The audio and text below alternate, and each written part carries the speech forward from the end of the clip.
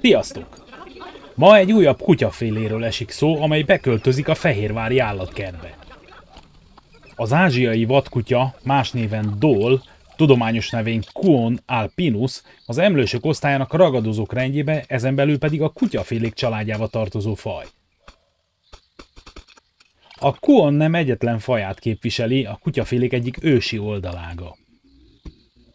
Régebben ez a faj Ázsia nagy részén elterjedt volt, manapság az összes alfaja kis területekre szorult vissza. Az ázsiai vadkutyának 7 élő és 3 kihalt alfaja van. Jelen videónk hőse az alpesi vadkutya, a nominális alfaj, a Kuon alpinus alpinus.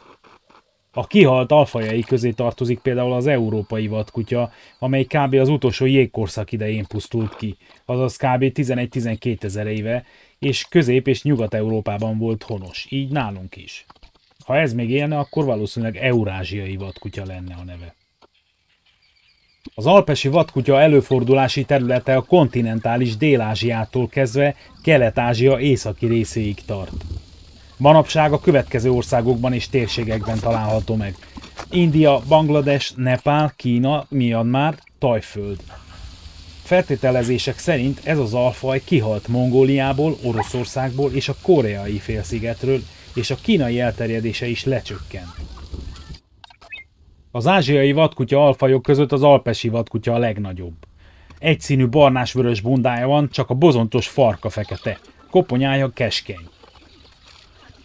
A turkesztáni vadkutyához hasonlóan az alpesi vadkutya is a hideg évszakokra vastagabb bundát, valamint sörényt növeszt. A nyári bundája durvább tapintású. A délebi állományainak színezete sötétebb árnyalatú, viszont a hasi részük fehér, ez a szumátrai dólokra még inkább jellemző. Megtalálható a sűrű, trópusi és mérsékeltövi hegyvidéki erdőkben. Nagy elterjedésű, de élőhelyei mindenhol beszűköltek, vagy eltűntek, ezért egyedszámuk mindenhol csökken. Testhossza 90-110 cm közötti, a farok további 45 cm. Marmagassága eléri a 45-50 cm, tömege pedig a 25 kg-ot.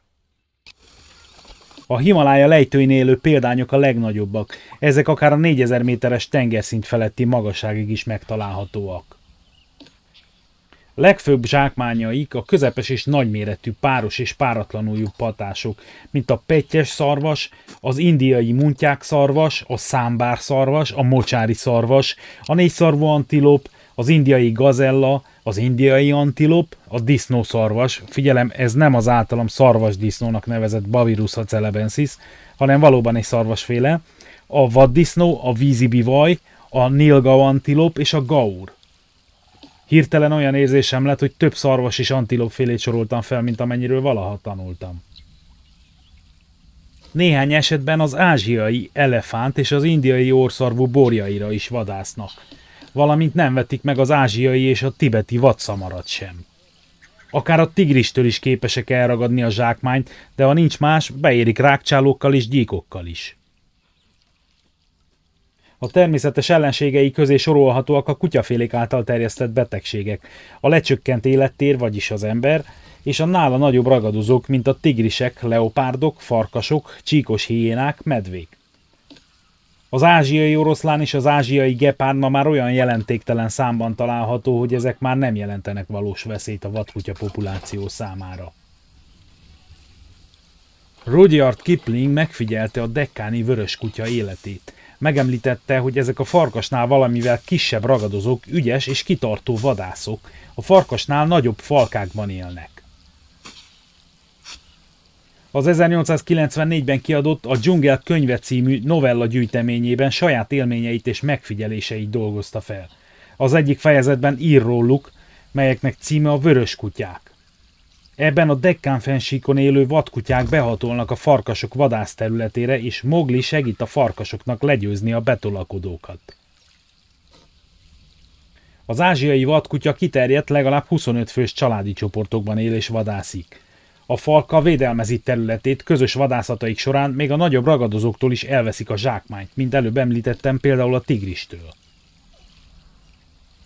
A szuka 60-62 napos vemhesség után általában 3-4 kölyköt hoz a világra, de ezek száma elérheti akár a 9-et is. Egyszerre akár több szukának is lehetnek kicsinyei, ezeket közösen nevelik. Amíg a falka vadászik, pár ügyeletes nőstény óvónénit játszik, és a kölyköket védi a vackokban. A kölykök 3-4 hónapos korukban kezdenek enni úgymond szilárd táplálékot. Azért úgymond szilárd, mert amikor a falka visszatér a vadászatról, a megcsócsált és előemésztett zsákmánnyal eteti meg a kölyköket.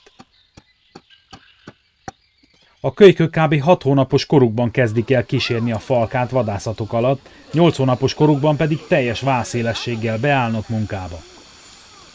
A természetes élőhelyükön a 10 éves vadkutyák már idősnek számítanak, fogságban viszont megérik akár a 16 évet. Amúgy az ázsiai vadkutyát fütyülőkutyának is nevezik, mivel többek között füttyögéssel kommunikál. A Természetvédelmi Világszövetség a teljes fajt veszélyeztetettnek tekinti. Becslései szerint a 7 alfajnak összesen kb. 2500 egyede él, és a faj szerepel a CITES 2-es függelékében. Az alpesi vadkutya utolsó menedékei az egykori nagy erdőségekből megmaradt kisebb dzsungelis erdőfoltok. Állatkertekben legalább 110 példányt tartanak fogva. Magyarországon a fővárosi állat- és növénykertben él néhány egyed. Ha tetszett, nyomj egy lájkot, írj egy kommentet, és ne felejts el feliratkozni, ha még nem tetted.